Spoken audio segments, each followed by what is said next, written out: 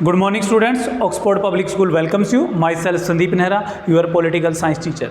We are studying about chapter 3 USA hegemony in world politics. जो आपके अभी क्या है सेकंड चैप्टर में क्या हो चुका है, मर्ज हो चुका है। तो उसमें जो न्यू टॉपिक है ऐड हुआ है मिडल ईस्ट क्राइसिस या अफगान क्राइसिस है, हम उसके बारे में करेंगे। तो उसके बारे में हम क्या है दो पार्ट उसके हम कर चुके हैं। पहले पार्ट के अंदर हमने 1979 से लेकर के 89 तक जो अफ़गान क्राइसिस था उसके बारे में बताया था, जिसमें यूएसएसआर और अफ़गान के जो लोग हैं उनके बीच में जो आपस में एक तरह का कॉन्फ्लिक्ट चलता रहा वो था। दूसरे के अंदर यूएसए की जो सपोर्टेड थी उसमें था। अब थर्ड के अंदर यानी जिसमें दूसरे के अंदर क्या थी, मुजाहिदीन और तालिबान की जो गवर्नमेंट चल रही थी। लेकिन तालिबानी जो है या मुजाहिदीन है या जो अल-कायदा है वो क्या कर देता है, अटैक करता है जब 1998 के अंदर और 9/11 की जो इवेंट है 2001 के अंदर वो होती है। तो उसके बाद वहाँ क्या है अमेरिका अपने सोल्जर्स सेटअप कर देता है, अपनी मिलिट्री वहाँ पर भेज देता है।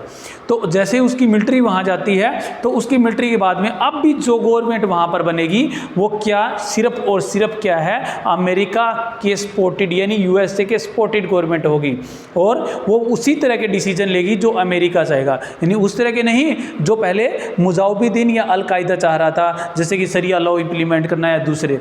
लेकिन जो कॉमन पीपल थे, जो लोग थे, अब भी क्या है उससे मुजाहिदीन से काफ़ी बड़ी संख्या में जुड़े हुए थे। अब वही सिचुएशन यूएसए के साथ आ जाती है। अब यूएसए वहाँ पर अपनी मिलिट्री को भेज देता है, लेकिन यूएसए की और यूएसएसआर की कंडीशन में काफ़ी फ़र्क था। उस समय यूएसएसआर के अगेंस्ट तो यूएसए हेल्प कर रहा था।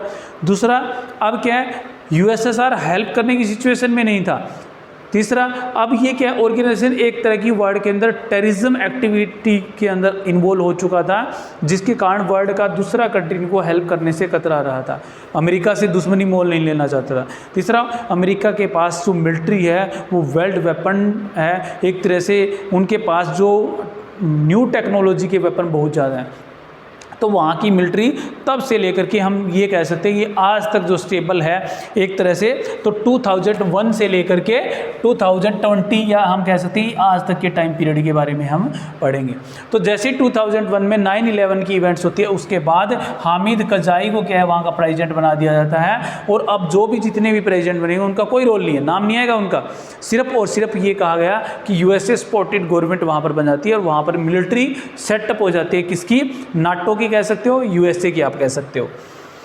तो इसके बाद वो क्या क्या करते हैं, सबसे पहले तो उनके ऑपरेशन चल ही रहे थे, छोटे मोटे ऑपरेशन चलते हैं। जो मेन ऑपरेशन की बताई जा रही है ऑपरेशन नेपच्यून स्पेयर चलाया जाता है, जो किसके अगेंस्ट है, अल-कायदा के अगेंस्ट है, जिसमें पाकिस्तान के ऊपर जो एरिया है किसके लगता है, अफगानिस्तान की। अब ये अफगानिस्तान आपको पता है यहाँ पर पाकिस्तान की बाउंड्री काफ़ी लंबी लगती है। तो इस पाकिस्तान एरिया के अंदर क्या है जो ओसामा बिन लादेन के सेट होने की बात की गई थी कि ओसामा बिन लादेन वहाँ पर है, तो उनके ऊपर अटैक किया गया और उनको मारा गया। उस समय जो यूएसए के प्रेसिडेंट थे वो बराक ओबामा थे, उन्होंने ये ऑपरेशन चलाया है। अब उनके ऑपरेशन के बाद यही ख़त्म नहीं हुआ, 2013 में मुल्ला उमर है उनके ऊपर भी अटैक किया गया, कहा गया कि मर गए हैं, लेकिन उनकी डेथ को लेकर के कोई फाइनल नहीं कहा जा सकता। अब क्या है जो अल-कायदा है या मुजाहिदीन है, अब उनको पता चल चुका था कि वो अमेरिका की मिलिट्री का सामना नहीं कर सकते, यानी उनके फेवर में या अगेंस्ट उनके अगेंस्ट नहीं जा सकते, यानी उनके पास इतने वेपन्स नहीं है कि वो उनका सामना करें। इसलिए उन्होंने एक नई नीति अपनाई कि यूएसए का जो यूथ है उसके अंदर टॉक्सिन यानी अफीम जो है वो पहुंचाई जाए ज़्यादा से ज़्यादा। अगर हम वो पहुंचाएंगे तो इससे क्या है आने वाली जो जनरेशन है अमेरिका की, यूएसए की यूथ है, वो क्या हो जाएगा टॉक्सिन में यानी एक नशे के चक्कर में हो जाएगा, जिसके कारण आने वाले टाइम में अपने आप वीक हो जाएगा यूएसए। तो ये पॉलिसी 2013 में मुल्ला उमर के द्वारा चलाई गई, लेकिन वहाँ की मिलिट्री अब भी उसके बाद भी नहीं हटाई गई यूएसए के द्वारा।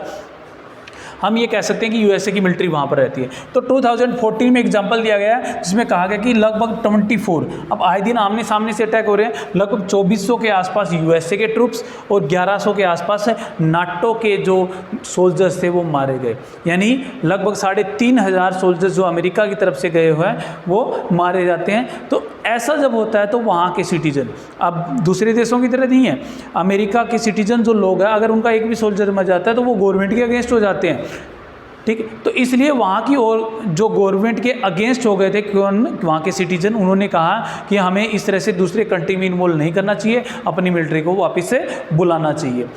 लेकिन बदले में अमेरिका ने, अब इनके तो इतने सोल्जर्स मारे गए, लेकिन बदले में अमेरिका ने अफगानिस्तान के जो सोल्जर्स या मुजाहिदीन के जो सोल्जर कह सकते हैं, लगभग 43,000, इसके अलावा 45,000 के आसपास क्या है, 45,000 के आसपास किसके, कॉमन पीपल यानी आम लोग भी वहाँ पर मारे गए। कहने का मतलब है कि 90,000 से 1 लाख तक लोगों की वहाँ पर डेथ हुई, किसके बदले में, 3500 के बदले में।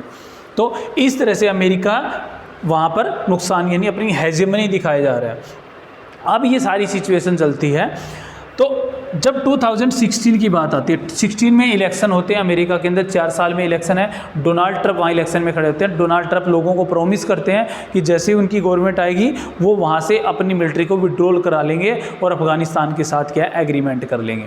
डोनाल्ड ट्रंप की आती है, वो प्रॉमिस करते हैं टोटली विड्रॉल का, लेकिन वो 2018 में एक एग्रीमेंट होता है जिसमें दोहा यानी कतर जो है, दोहा की राजधानी, वो क्या है, मेडिएटर की भूमिका निभाता है, एक बिचौलिए की भूमिका निभाता है यूएसए के बीच में और अफगानिस्तान में। एक क्या है, एग्रीमेंट होता है, लेकिन वो साइन नहीं हो पाता। 2020 में, अब 20 में 4 साल पूरे हो जाते हैं, अपनी क्या है जो प्रॉमिस किया था उसको क्या है डोनाल्ड ट्रंप पूरा नहीं कर पा रहे थे, तो उन्होंने उस एग्रीमेंट को साइन कर दिया कि उसको साइन किया जाता है, लेकिन अफगानिस्तान के ऊपर कहा जाता है, डिस्प्यूट था इसमें, तो लेकिन वो एक अच्छे तरह से इम्प्लीमेंट ही नहीं हो पाता, सिर्फ साइन होता है। क्यों? क्योंकि इसमें कहा गया कि अफगानिस्तान से मिलिट्री तब वापस बुलाई जाएगी जब यहाँ की गवर्नमेंट किसको साथ सपोर्ट नहीं करेगी, यानी मुजाहिदीन या अल-कायदा के साथ सपोर्टर नहीं होगी, यानी ना तो उनको कंट्री में आने देगी ना उनको सपोर्ट करेगी। अब ऐसा तो पॉसिबल ही नहीं था। दूसरा ये कहा गया कि अगर अल-कायदा को सपोर्ट नहीं करेगी तो दूसरी भी है, जैसे कि ISI है या कोई भी दूसरा टेररिज्म ऑर्गेनाइजेशन है, कल को वो सपोर्ट करता है तो क्या होंगे। तो इसलिए ये मिलिट्री वापस से नहीं बुलाई गई और 2020 के अंदर जो USA के इलेक्शन थे उस इलेक्शन में ये इम्प्लीमेंट नहीं हो पाया। उसके बाद बाइडन नहीं बनते हैं, उनके साथ क्या पॉलिसी अपनाएंगे वो बाद की बात है, अभी आपके सिलेबस में इसको ऐड नहीं किया गया। तो यहाँ पर आपका वैसे चैप्टर कंप्लीट हो जाता है या ये टॉपिक कंप्लीट हो जाता है, लेकिन हम क्या है हर टॉपिक को किसके साथ, इंडिया के साथ जोड़ते हैं। तो इंडिया के क्या रिलेशन है अफगानिस्तान के साथ है, यानी ये टॉपिक या पूरा का पूरी सिचुएशन जो है उसको हम इंडिया के साथ कैसे लेकर के चलें। अब इंडिया के अफगानिस्तान के साथ हम ये नहीं कह सकते कि बैड रिलेशन है, अच्छे रिलेशन है, फ्रेंडली रिलेशन बने हुए हैं। अब USSR के अगेंस्ट था जब भी इंडिया के फ्रेंडली थे, USA के अगेंस्ट है तब भी फ्रेंडली है, दोनों सिचुएशन में। क्यों? क्योंकि अफगानिस्तान एक लैंड लॉक एरिया है, आपको पता है ये अफगानिस्तान है, यहाँ पर पाकिस्तान है। अब पाकिस्तान क्या है, इंडिया का एनिमी है, एक तरह से दुश्मन कह सकते हैं, और इसकी बाउंड्री कहाँ लगती है, पाकिस्तान के साथ।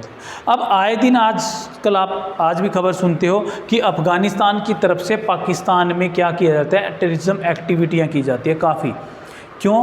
क्योंकि वो पाकिस्तान को भी अपना दुश्मन मानते हैं, क्योंकि USA को सपोर्ट करने में उस समय सबसे बड़ा पाकिस्तान का हाथ था, और वहाँ की पब्लिक को, जो आम लोगों को टेररिज्म की तरफ लेकर के जाने में पाकिस्तान का हाथ था।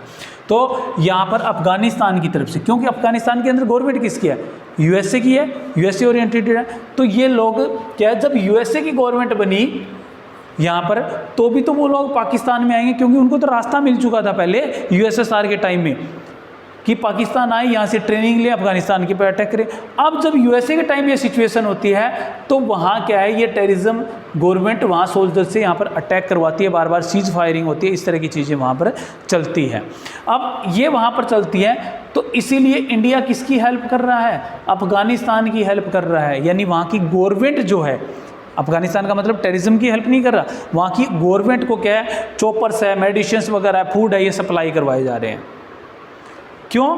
क्योंकि अफगानिस्तान के साथ ही पाकिस्तान उलझा रहे और पाकिस्तान इंडिया के बाउंड्री के ऊपर किसी तरह का एक्ट ना क्रिएट, कोई टेररिज्म एक्टिविटी यहाँ पर इंडिया की तरफ ना हो। तो इंडिया और इसका अफगानिस्तान के रिलेशन, अब इंडिया की बाउंड्री तो नहीं लगती अफगानिस्तान के साथ में POK को छोड़ करके, तो इसलिए उन्होंने ईरान के अंदर एक क्या है पोर्ट लिया हुआ है, बंदरगाह किराए पे लिया हुआ है इंडिया के अंदर, जिसको बोलते हैं चोबर। अब यहाँ ईरान है, आपको बताया गया है, यहाँ इंडिया है, यहाँ से सीधा रास्ता जाता है चोबर की तरफ, यानी समुद्री रास्ते से हम किसके साथ जुड़े हुए हैं, ईरान के साथ जुड़े हुए हैं।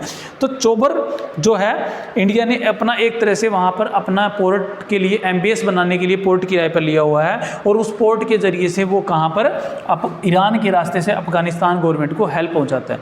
अब USA भी मना नहीं करता हेल्प देने के लिए, क्योंकि वो उसको पता है कि वहाँ की गवर्नमेंट को अगर ये इंडिया भी हेल्प नहीं पहुँचाएगा तो कोई नहीं पहुँचाएगा, पाकिस्तान तो है ही, खुद के पास इतना पैसा नहीं कि हेल्प पहुंचाए, जबकि जो ऊपर का एरिया सारा यूएसएसआर सपोर्टेड है, यानी वो कंट्री आज भी रसिया से जुड़े हुए हैं और वो कंट्री भी ज़्यादा डेवलप नहीं है। तो इसलिए ईरान के उस रास्ते से जो हेल्प जाती है यूएसए भी उसको कभी भी मना नहीं करता। तो इसलिए इंडिया और अफगानिस्तान के रिलेशन जो है फ्रेंडली हमेशा बने रहे। इसी के साथ में आपका चैप्टर कंप्लीट होता है और ये टॉपिक भी कंप्लीट होता है। Okay, thank you, have a nice day.